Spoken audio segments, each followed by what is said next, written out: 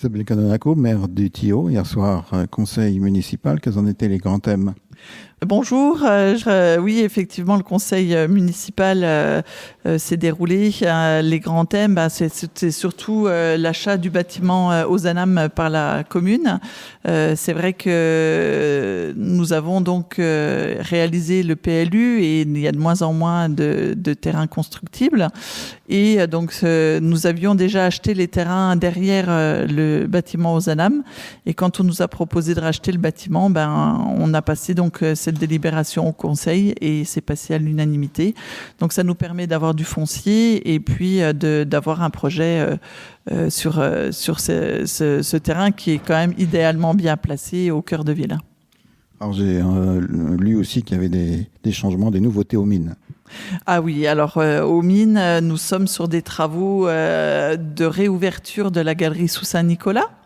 Donc c'est vrai que c'est une galerie qui est au monument historique et l'entrée est éboulée. Donc il faut qu'on fasse des travaux pour pouvoir sécuriser l'entrée et de pouvoir le montrer au public.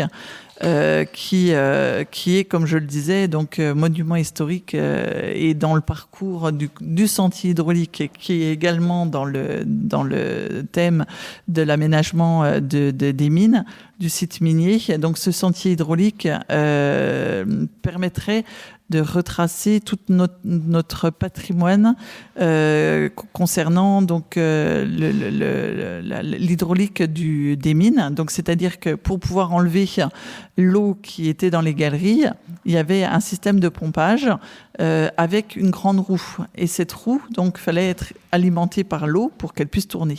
Et donc, on a en Europe, d'ailleurs, les seuls à avoir ce système encore avec des pompes qui ont été retrouvées dans les galeries, qui ont été intactes parce qu'ils étaient donc conservés par l'eau.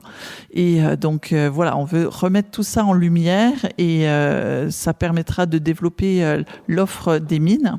Et donc on l'a passé ce soir, donc déjà pour pouvoir demander des subventions et de savoir un petit peu le reste à charge et savoir si on peut se lancer dans ces travaux qui sont importants pour notre patrimoine. Et alors un peu hors du conseil municipal, on parle beaucoup circulation.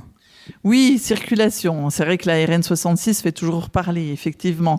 Donc, il y a déjà 1 an et demi de ça, nous avions été voir la responsable du cabinet de la préfecture pour évoquer le contournement des camions par la voie sud des Vosges.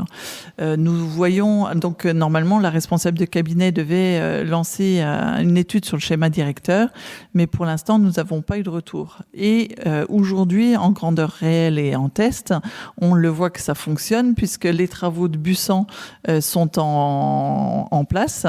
Et donc ce contournement se fait par la voie sud. Et on a tout de suite vu un désenclavement de nos centres-villes où il y a moins de camions, on respire mieux, il y a moins de bouchons.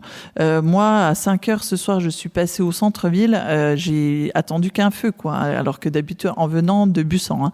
Et d'habitude, il y a nettement plus de circulation, mais là, comme il n'y a plus de camions, on respire mieux.